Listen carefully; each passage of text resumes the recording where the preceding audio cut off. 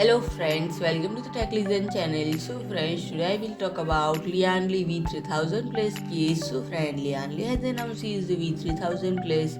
a modular full tower case that can be configured to 3 different modes. Standard mode fits EEB motherboard with total of 3 480mm radiators and 16 storage drives, and rotated mode the motherboard tray is rotated 90 degrees, maintenance the same radiator support and upright GPU installation, and dual system mode fits the main system with support for up to EEB motherboards and secondary with Mini-ITX, and it is available in January and available in black and white color also, and friend price at $499 and it is compatible with EEB motherboard and up to 16 120mm fans, 480mm radiators at the top, front and on the side of the PSU shroud, and a 360mm radiator above it, and the removable top radiator bracket, removable side PSU shroud radiator bracket, and multi-position front radiator bracket ensure easy and safe installation of all cooling hardware, and even the motherboard tray can be removed for the installation of the main components outside of the case, and friend,